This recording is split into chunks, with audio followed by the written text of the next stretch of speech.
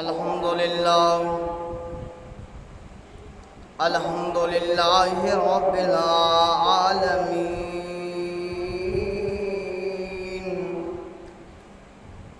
والصلاة والسلام على سید الانبیاء والمرسلین اما بعد فاعوذ باللہ من الشیطان الرجیم بسم اللہ الرحمن الرحیم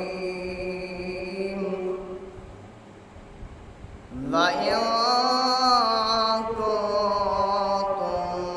جُنُبًا فَاطَّهَّرُوا قال اللہ تبارک وتعالی فاعتزلوا النساء في المحيض ولا تقربوهن حتى يطهرن قال اللہ تبارک وتعالی یا أيها الذين آمنوا لا تقربوا الصلاة وأنتم سكارى حتى تعلموا ما تقولون ولا جنبا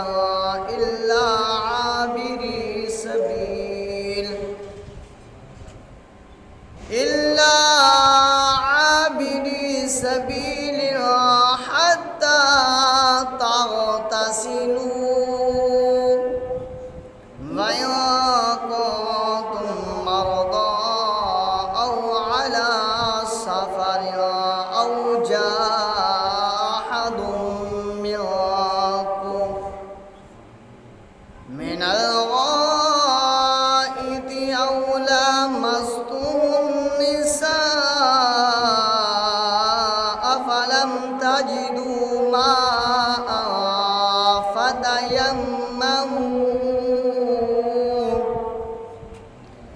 صدق اللہ العظیم وصدق رسوله النبی الکریم الامین اللهم رب اشرح لي صدري ويسر لي أمري واحلل عقدة من لساني يفقهوا قولي اللهم رب زدني علما نافعا اللهم رب زدني علما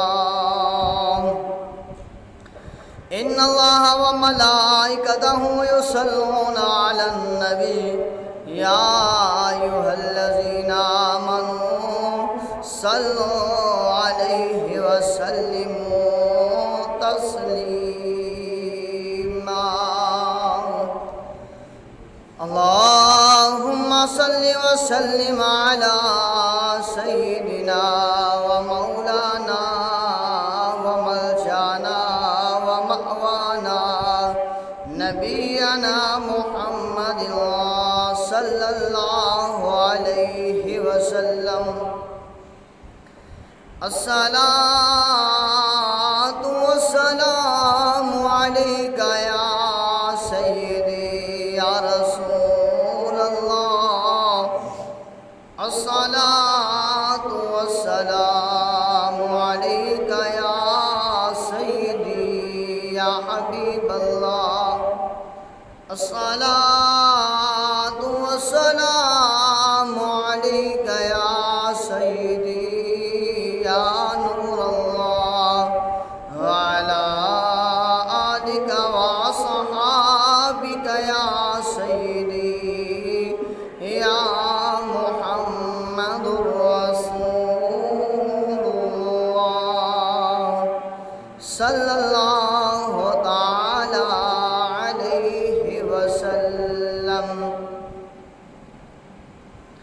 ناگہاں ساکن ہواؤں میں روانی آ گئی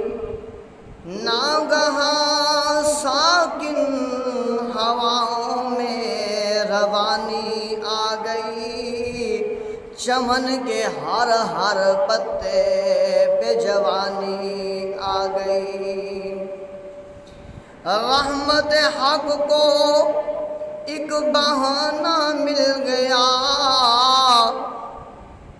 اور اماں آمینہ کو تو کنزاں کا خزانہ مل گیا۔ حسنین کریمین طیبین طاہرین، ان کو بے مثال نانا مل گیا۔ ارے گناہگاروں جھومو اور مسکراؤ کہ ہمیں بھی بخشش کا ایک بہانہ مل گیا۔ ہم آئے یہاں تمہارے لیے، اٹھے بھی وہاں تمہارے لیے، مکین و مکان تمہارے لیے، یہ زمین و زمان تمہارے لیے، بنے دو جہاں تمہارے لیے، بدن میں ہے جو جان تمہارے لیے، منہ میں ہے جو زبان تمہارے لیے، یہ زمین و زمان تمہارے لیے، مکین و مکان تمہارے لیے، ہم آئے یہاں تمہارے لیے، اٹھیں بھی قبر میں وہاں تمہارے لیے۔ اللہ وحدہ لا شریک کا احسان عظیم ہے کہ جس مالک کائنات نے، خالق ارض و سما نے ہم سب کو پیدا فرمایا ہے۔ لاکھوں کروڑوں انگنت درود و سلام امام الانبیاء محبوب کبریا حضرت محمد مصطفیٰ صلی اللہ علیہ وآلہ وسلم کی ذات پر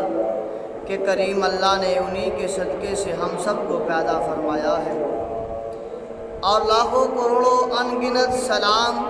ان ہستیوں پر جن کے وسیلے سے کریم اللہ نے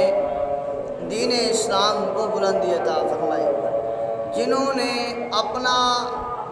سب کچھ بارگاہ الہی میں پیش کر کے دین اسلام کو بقا عطا فرمائی۔ اور اس کے بعد دعا گو ہیں کہ اللہ کریم کی پاک بارگاہ میں کریم اللہ ہمیں صحیح معنوں میں صراط مستقیم پر چلنے والا بنائے، امام الانبیاء صلی اللہ علیہ وآلہ وسلم کے نقش قدم پر چلنے والا بنائے،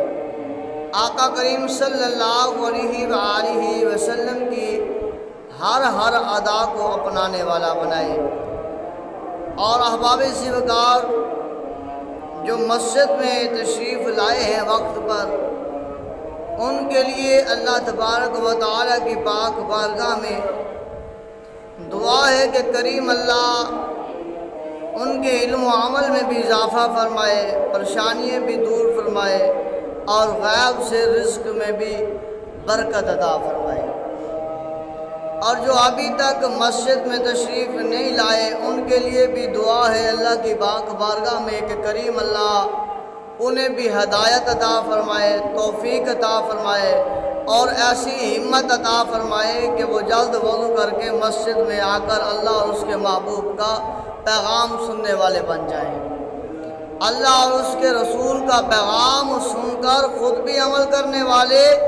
اور دیگر لوگوں تک بھی اللہ اور اس کے رسول کا پیغام پہنچانے والے بن جائیں۔ احباب زیوکار، جمعۃ المبارک کا جو آج وقت ہے مختصر سا، اس میں جو ہم آج بیان کریں گے، جو ہمارا موضوع ہوگا وہ ہوگا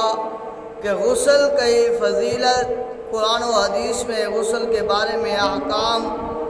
اور غسل کا طریقہ اور غسل کن اسباب سے جو ہے وہ فرض ہوتا ہے اور غسل کب کب جو ہے وہ سنت ہے کرنا اور مستحب کب ہے۔ احباب وقار، یہ دین کے مسائل سمجھنا سیکھنا یہ ہر مسلمان مرد عورت بالغ اور عاقل کے لیے جو ہے وہ فرض ہے۔ جس طرح نماز فرض ہے، اسی طرح دین کے مسائل سیکھنا بھی ہر مرد عورت پر، ہر بالغ و عاقل پر فرض ہے۔ تو احباب وقار، جہاں ہم سب کچھ سیکھتے ہیں وہاں ہم اللہ کے اور اللہ کے محبوب کے بتائے ہوئے طریقے، ان کا جو ہے وہ استعمال، ان پر چلنا، وہ کیوں نہیں سیکھتے؟ انہیں بھی سیکھنا چاہیے۔ اگر آج دیکھا جائے، اگر کوئی بندہ کسی قسم کا کاروبار کرنا چاہتا ہے تو وہ اس کے بارے میں لوگوں سے رائے لیتا ہے، پوچھتا ہے کہ بتائیں کہ اگر میں یہ کام کروں اس کے لیے مجھے کیا کرنا پڑے گا؟ کیا اس کے لیے موٹر سائیکل میرے لیے کافی ہے؟ اس کے ساتھ میں یہ چیز ایڈجسٹ کر لوں تو میں یہ کام کر سکتا ہوں؟ یا اس کے لیے ڈالا وغیرہ کی ضرورت ہوگی؟ یا اس کے لیے ایک اعلیٰ جگہ پر دکان کا ہونا ضروری ہے؟ اور اگر میں اس میں اتنی مقدار میں یہ چیز خریدتا ہوں کاروبار کے لیے تو مجھے کتنا نفع ہوگا؟ اگر میں یہ چیز اتنی زیادہ اگر میں خرید لیتا ہوں تو مجھے کتنا نفع حاصل ہو سکتا ہے؟ اسی طرح اگر کسی کے پاس گاڑی ہے تو وہ کرائے پر جانے کے لیے، کہیں پر سامان لے جانے کے لیے وہ پہلے پوچھتا ہے کہ کتنے کلومیٹر کا فاصلہ ہے، کس شہر میں لے جانا ہے، تو پھر وہ اس کا جو ہے وہ تعین کرتا ہے کہ اس کے لیے میرا جو ہے وہ پیٹرول یا ڈیزل کتنا خرچ آئے گا، اس پر مجھے جو ہے وہ بچت کتنی ہوگی، اس کے اوپر مجھے جو ہے فائدہ کیا ہوگا، اس پر ایک آدمی کو بھیجنا چاہیے یا دو آدمیوں کو بھیجنا چاہیے۔ احباب وقار، اسی طرح کے احسان ہے، کاشتکاری کرتا ہے، کوئی چیز اس نے بیچنی ہوتی ہے تو وہ مشورہ کرتا ہے گھر میں بیٹھ کر دوستوں میں دیگر کسانوں کے پاس جا کر کہ میں فلاں چیز بیچنے لگا ہوں، اس میں پانی کتنا لگانا ہے، اس میں کھاد کتنی ڈالنی ہے، اس میں سپرے کتنی کرنی ہے، کب کب جو ہے اس کے ہاں جو ہے وہ کیا کرنا ہوگا، کیا نہیں کرنا ہوگا۔ قصہ مختصر لے آتے ہیں کہ جو بھی دنیا کا کام کرنا ہے اس کے بارے میں ہم معلومات لیتے ہیں، اس کے بارے میں ہم پوچھتے ہیں، اس کے بارے میں ہم اپنے دماغ کو اس طرف لاتے ہیں اور بیٹھ کر مشورہ کرتے ہیں کہ یہ کرنا ہے، کیا کیا چیز کی ضرورت ہوگی۔ احباب وقار، یہ دین ہے، یہ دین ہے، یہ قرآن ہے، یہ نماز ہے، یہ روزہ ہے، یہ زکوٰۃ ہے، یہ حج ہے، ان کے بھی احکام ہے۔ جیسے نماز پڑھنی ہے اللہ کی بارگاہ میں آ کر تو پوچھنا ہوگا کہ نماز پڑھنے کے لیے جب میں نے آنا ہے تو مجھے کیا کیا چیزوں کی ضرورت ہوگی، کیا اس کے لیے میرے جسم کا پاک ہونا شرط ہے، کیا اس کے لیے میرے کپڑوں کا پاک ہونا شرط ہے، کیا نماز پڑھنے کے لیے آنے کے لیے جو جوتا میں نے پہنا ہے وہ جوتا پاک ہے، کیا جب میں نے جس جگہ پر آ کر نماز پڑھنی ہے سجدہ کرنا ہے کیا اس جگہ کا پاک ہونا شرط ہے، کیا میں نے جو کپڑے پہننے ہیں اس کپڑوں کا جو ہے کوئی شرط ہے کہ قید ہے کہ کتنا لباس ہونا چاہیے تو نماز ہوگی۔ اگر اتنا لباس ہوگا شرمگاہ سے ہٹ کر ہوگا تو نماز نہیں ہوگی۔ کیا ہم نے کبھی ایسا جو ہے وہ کیا، سوچا کہ ہمیں یہ بھی پوچھنا چاہیے، اس کے بارے میں بھی مشورہ کرنا چاہیے، اس کے بارے میں بھی جو علم رکھتے ہیں اس کے بارے میں ان کے پاس جانا چاہیے، بیٹھنا چاہیے، علم کو سیکھنا چاہیے کہ فرض عین ہے۔ اللہ اکبر۔ معذرت کے ساتھ کہتے ہیں کہ ایسا معاملہ جو ہے وہ دکھائی دینے سے قاصر ہے، ایسا معاملہ دکھائی دینے سے قاصر ہے، حالانکہ دین کی بات پوچھنا کوئی شرم اور ہچکچاہٹ والی بات نہیں ہے۔ دین کے مسائل سیکھنا، ان کو جاننا کوئی شرموں والی بات نہیں ہے، بلکہ دانائی کی بات ہے، بلکہ اپنی قبر کو اچھا کرنے کی بات ہے، بلکہ حشر کے دن رسوائی سے بچنے کا کام ہے دین کے مسائل سیکھنا۔ اب آپ اسی وقار اب دیکھتے ہیں کہ کریم اللہ نے غسل کے بارے میں کیا فرمایا ہے۔ کریم اللہ غسل کے بارے میں فرماتا ہے سورۃ مائدہ میں پارہ نمبر 6 اور آیت نمبر 6 میں کریم اللہ ارشاد فرماتا ہے وَإِن كُنتُمْ جُنُبًا فَطَّهَّرُوا، اگر تم جنوب ہو تو خوب پاک ہو جاؤ، یعنی کہ غسل کر لو۔ اگر تمہارے میں سے کسی کے اوپر غسل فرض ہو گیا ہے تو اللہ قرآن میں فرماتا ہے تو اس کے لیے ہے کہ وہ پہلے غسل کرے، غسل اس کے اوپر فرض ہے تو غسل کرے۔ دوسرے مقام پر فرمایا فَاعْتَزِلُوا النِّسَاءَ فِي الْمَحِيضِ وَلَا تَقْرَبُوهُنَّ حَتَّى يَطْهُرْنَ، فرمایا تو عورتوں سے الگ رہو حیض کے دنوں میں اور ان سے نزدیکی یعنی کہ صحبت نہ کرو یہاں تک کہ وہ حیض والی عورتیں اچھی طرح پاک ہو جائیں۔ پتہ یہ چلتا ہے اللہ نے قرآن میں حکم فرما دیا اگر کسی عورت کو حیض ہے، اس حیض کی حالت میں مرد کو اس کے ساتھ صحبت کرنا یا قربت اختیار کرنے سے منع فرمایا ہے۔ جو ایسی حالت میں اسے جائز جان کر یہ کہہ کر کہ میری بیوی ہے، میرے حق میں ہے، میری شرع میں ہے، میں جو چاہوں اس سے کر سکتا ہوں، تو حیض کی حالت میں بھی وہ جان بوجھ کر جمع کرتا ہے تو گویا وہ نص قطعی قرآن پاک کی آیت کا انکار کر رہا ہے۔ جو اللہ کے حکم کا انکار کرتا ہے واضح طور پر تو وہ دار اسلام سے خارج ہونے والی بات آ جاتی ہے۔ تو جو بندہ ایسے حالت میں گیا مر گیا،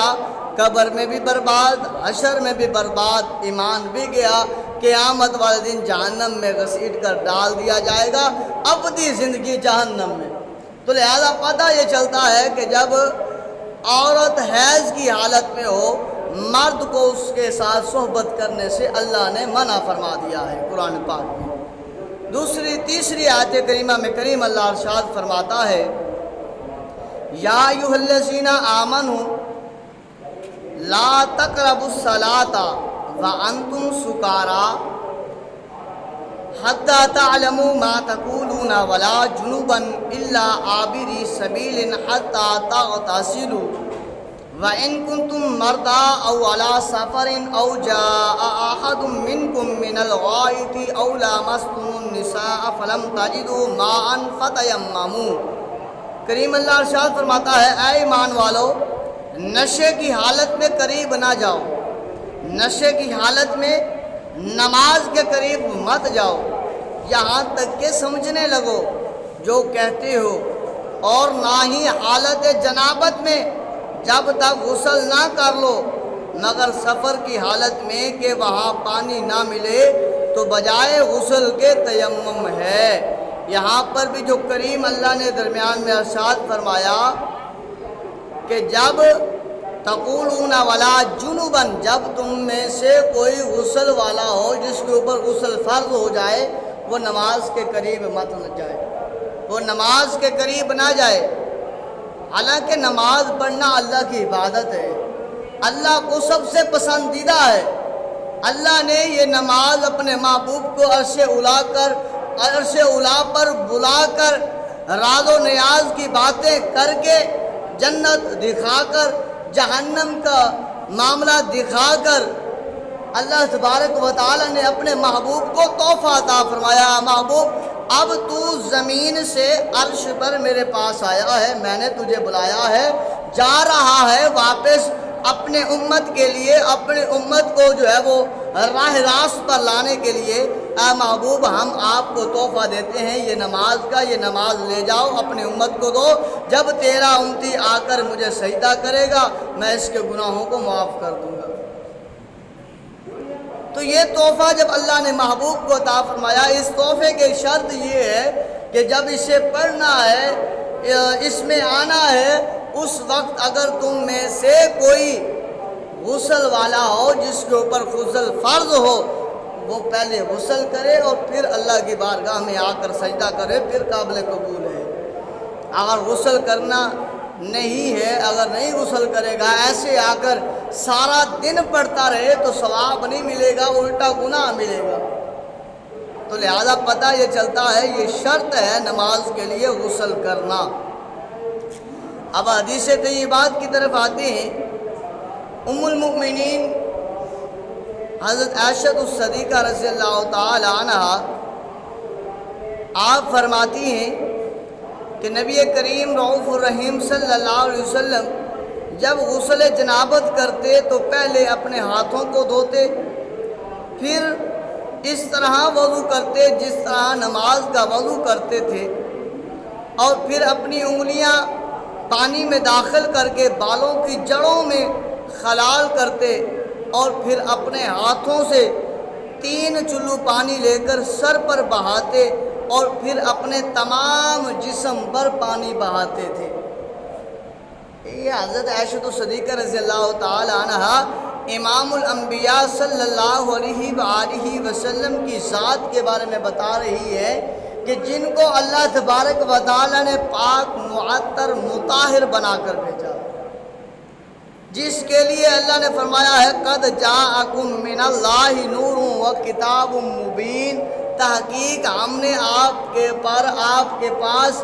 ایک نور بھیجا ہے۔ نور سے مراد امام الانبیاء صلی اللہ علیہ وسلم کی ذات ہے، اور کتاب مبین سے مراد قرآن مجید ہے۔ تو وہ جو نور ہیں بشر بھی ہیں، بشری لبادے میں ہیں، وہ امام الانبیاء صلی اللہ علیہ وسلم جن کے لیے اس کائنات کو بنایا گیا ہے، تو وہ غسل کر رہے ہیں، اور حضرت عائشہ الصدیقہ رضی اللہ تعالی عنہا آپ کے غسل کو لوگوں کے سامنے بیان فرما رہی ہے کہ قیامت تک آنے والے ایمان والوں کو پتہ چل جائے کہ امام الانبیاء صلی اللہ علیہ وسلم نے طریقہ بتا دیا ہے کہ اے ایمان والو، اے میرے ماننے والو، غسل کرنا ہے یہ طریقہ اپناؤ۔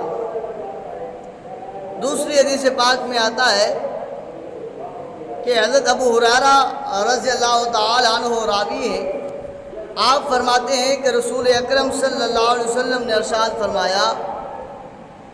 ہر بال کے نیچے جنابت یعنی کہ ناپاکی ہے، لہذا بالوں کو دھو اور جلد کو صاف کرو۔ پتہ یہ چلتا ہے کہ جب غسل کرنا ہے تو پورے جسم پر جہاں بھی بال موجود ہیں ان کو اچھی طرح دھونا ہے،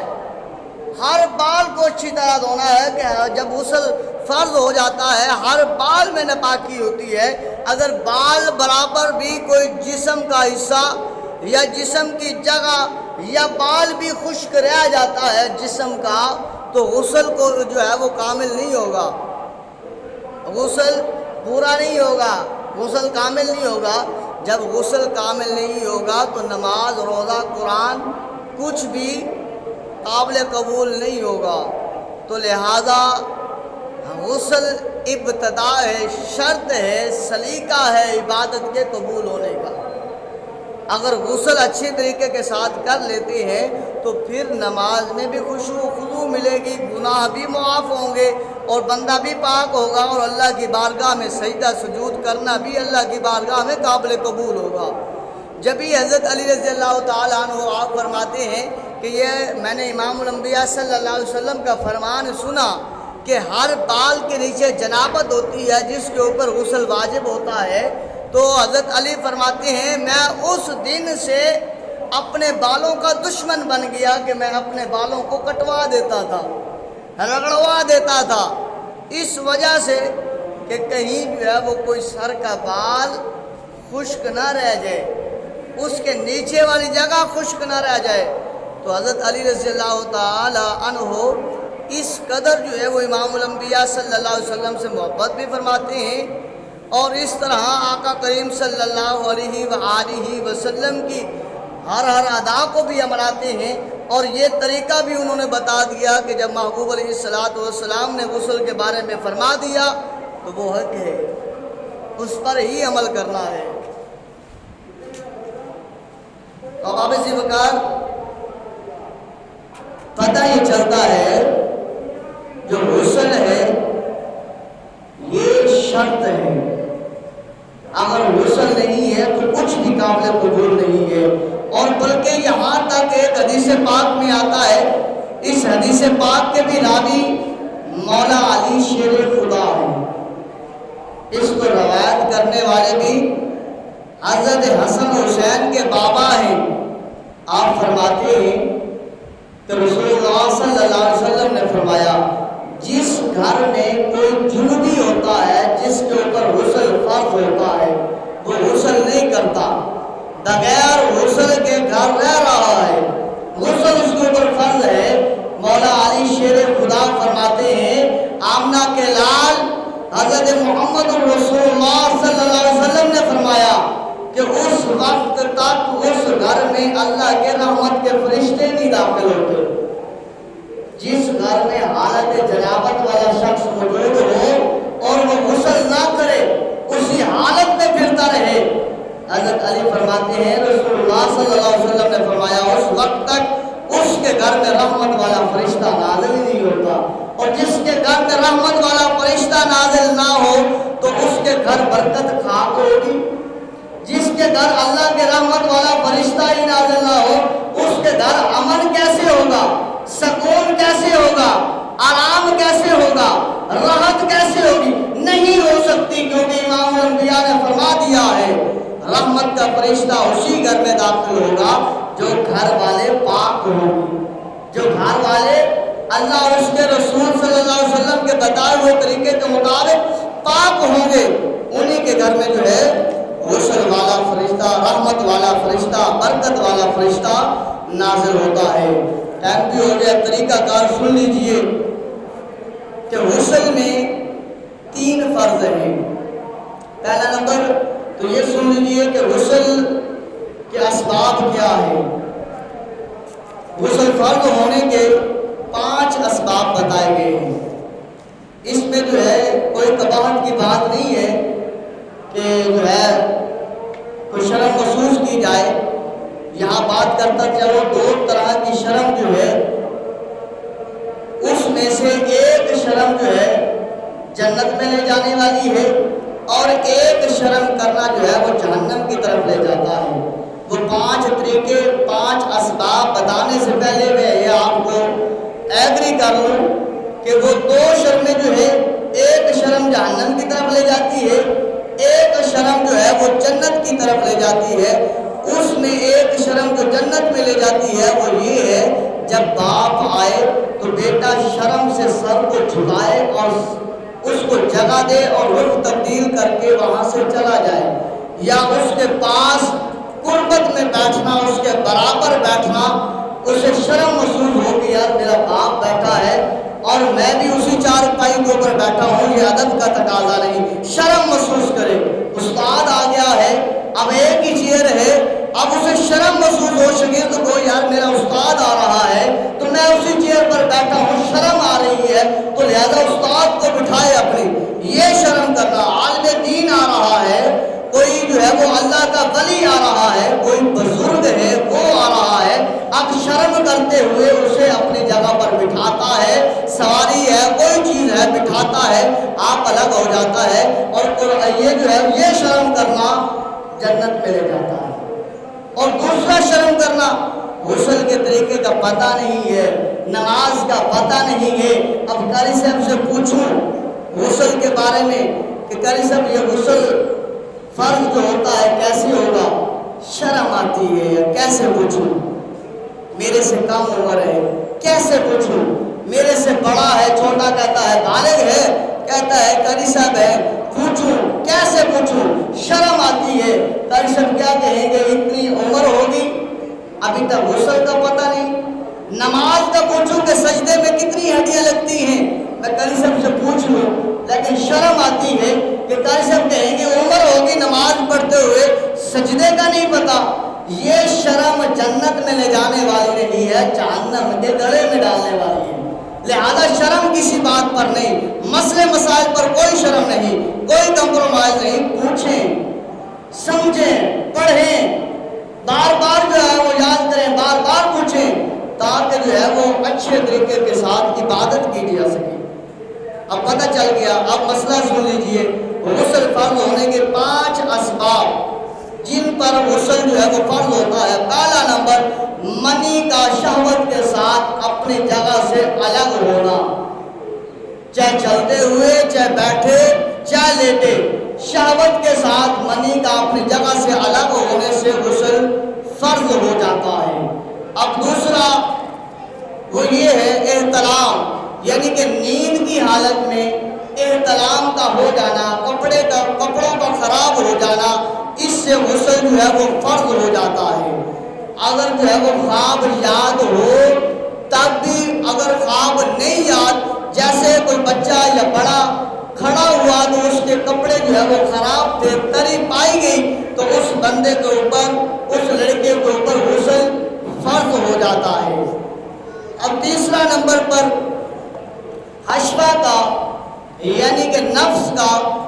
مرد یا عورت کے آگے یا پیچھے کے مقام میں داخل ہونا، اس سے جو ہے وہ دونوں کے اوپر غسل فرض ہو جائے گا، مرد کے اوپر بھی،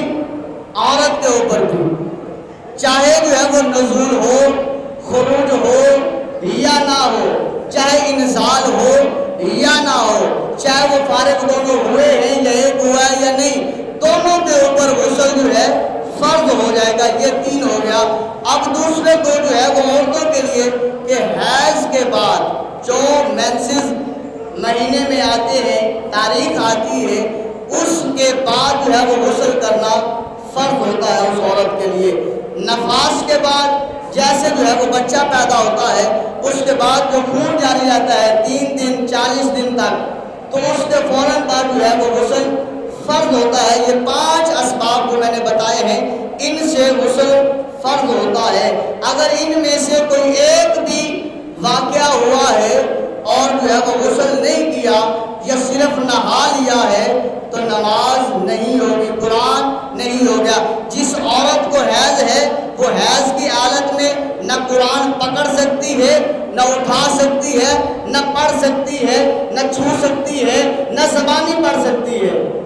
جس مرد کے اوپر غسل فرض ہوتا ہے وہ مرد نہ قرآن اٹھا سکتا ہے، نہ پڑھ سکتا ہے، نہ زبانی، نہ دیکھ کر، نہ مسجد میں داخل ہو سکتا ہے، نہ نماز پڑھ سکتا ہے، نہ کوئی سجدہ کر سکتا ہے۔ یہ 5 اسباب سے جو بھی غسل فرض ہوگا، چاہے مرد ہے چاہے عورت ہے، اس کے بعد وہ نہ قرآن اٹھا سکتا ہے، نہ نماز پڑھ سکتا ہے، وہ غسل کرے گا تو یہ سارے کام کرے گا۔ اور جو دوسرے غسل ہے، یعنی کہ جمعے والے دن غسل کرنا، یہ سنت ہے۔ اسی طرح عید الفطر والے دن غسل کرنا سنت ہے۔ اسی طرح عید الاضحیٰ کے دن غسل کرنا سنت ہے۔ تو یہ جو سنت والا غسل ہے، یہ اگر کریں گے تو ثواب ملے گا، اگر نہیں کریں گے تو اس کی پکڑ دکڑ نہیں ہے، اس سے نماز بھی ہو جائے گی، قرآن بھی ہو جائے گا۔ لیکن یہ جو فرض والا غسل ہے، اگر اس میں کمی رہ گئی ایک بال کے برابر بھی، ایک بال کے برابر بھی اگر کمی رہ گئی غسل میں، تو نہ نماز ہوگی نہ قرآن پڑھنا کا ثواب ملے گا۔ غسل کے یہ میں نے اسباب بتائے۔ اب غسل کے فرض ہیں 3 فرض ہیں، ان تینوں کو ہی ادا کرنا ہے۔ اس میں پہلا فرض جو ہے وہ ہے غرارے کرنا، سکرونی کرنا نہیں کہ منہ میں پانی ڈالا اور فوراً نکال دیا، ایسا نہیں، بلکہ غرارہ کرنا، منہ میں پانی ڈالے، منہ کے اندر کا سارا معاملہ جو ہے اس پانی سے گیلا ہو جائے، تر ہو جائے، اور غرارہ کرنا ہے یہاں ہڈی تک جو ہے وہ پانی کا پہنچانا ہے اوپر تک کر کے، تاکہ وہاں تک کا معاملہ بلغم وغیرہ سب کچھ جو ہے وہ باہر نکل آئے۔ 1 مرتبہ، 2 مرتبہ، 3 مرتبہ۔ اب دوسرا فرض جو ہے وہ ہے ناک میں پانی کا چڑھانا، یہ جو پہلا ہم نے فرض کیا اس میں یہ بھی ہے ساتھ، اگر کوئی بندہ پان کھاتا ہے اور اس کے دانتوں میں جو ہے وہ چھالیا جو ہے وہ اٹکا ہوا ہے تو وہ بھی نکالنا اس کے لیے فرض ہے۔ اسی طرح اگر کوئی جو ہے وہ اس کے دانتوں میں دوائی وغیرہ لگی ہوئی ہے، بند ہے، یعنی کہ وہ جو مسالہ بھرواتے ہیں خالی جڑوں میں، اس میں حرج نہیں ہے، وہ اوپر سے گزر جائے گا کیونکہ وہ حالت مجبوری ہے۔ اسی طرح تار لگی ہوئی ہے، وہ بھی معاملہ یہی ہے۔ پہلا فرض مکمل غرارہ کرنا، اندر کے حصوں تک پانی کا پہنچانا۔ دوسرا ناک کی یہ نرم ہڈی تک پانی کا پہنچانا ہے تاکہ ٹھنڈک آپ کے دماغ تک محسوس ہو۔ اگر صرف یہاں تک ڈال کے سائڈ پہ کر دیتے ہیں یہ فرض ادا نہیں ہوگا۔ اب یہ بھی یاد رکھ لیں اس میں بھی ناک کی دونوں سائڈوں میں اگر کوئی خشک چیز ہے، ریٹ وغیرہ خشک ہے اس ناک میں، اس کا چھڑانا بھی فرض ہے، اس کو چھڑا کر پھر پانی کو چڑھائیں۔ یہ دوسرا فرض ہو گیا۔ تیسرا فرض جو ہے وہ پورے جسم پر پانی کا بہانا ہے۔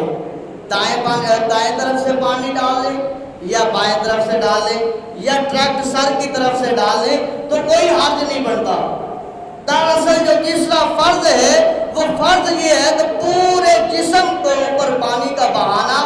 اس کے درمیان کوئی جگہ خشک نہ رہے، ایک بال کے برابر بھی جسم کا کوئی حصہ اگر خشک رہ جاتا ہے تو وہ ہمارا تیسرا فرض ادا نہیں ہوگا۔ جب تیسرا فرض ادا نہیں ہوگا غسل نہیں ہوا، غسل نہیں ہوا تو قرآن نماز سب بھی۔ تو طریقہ کار مکمل وہ سبھی جانتے ہیں کہ جیسے جس کے اوپر غسل فرض ہوگا وہ پہلا نمبر پر جو ہے وہ ہاتھ دھو کر اپنی اس جگہ کو دھوگا جہاں پر نجاست لگی ہوئی ہے، پھر وہ دوسرا کپڑا پہن کے پھر نہائے گا اور نہانے کے بعد یہ سارا جو ہے وہ معاملہ کرے گا، پاک ہو جائے گا۔ اور یاد رکھ لیں چاہے کوئی جو ہے وہ نہر میں نہا رہا ہے یا ٹویل میں نہا رہا ہے یا ٹوٹی کے نیچے نہا رہا ہے، اگر یہ جو ہے وہ دو فرض اندر کے پورے نہیں کرتا، غرارہ نہیں کرتا، نہر میں بے شک نہا رہا ہے تو پاک نہیں ہوا، ٹویل میں نہا رہا ہے تو اس نے ناک میں پانی نہیں چڑھایا یا غرارہ نہیں کیا تو وہ پاک نہیں ہوا، حالانکہ پورے جسم سے پانی گزر گیا۔ تو یہ تینوں فرضوں کا خیال رکھیں۔ اللہ کی پاک بارگاہ میں ہم دعا کرتے ہیں کریم اللہ ہمیں صراط مستقیم پر چلنے والا بنائے۔ اور ساتھ یہ بھی سوال کہ حالت جنابت میں جب غسل فرض ہوتا ہے اس حالت میں ناخنوں کا کاٹنا، اپنی داڑھی کا کٹوانا یا سر کے بال کاٹنا یا زیر ناف بال کاٹنا یا بلغوں کے بال کاٹنا یہ بھی ٹھیک نہیں ہے، یہ بھی مکروہ ہے۔ جب غسل مکمل کر لیں اس کے بعد یہ کام کریں، غسل کرنے کے بعد پھر نہائیں۔ اللہ رب العزت عمل کی توفیق عطا فرمائے۔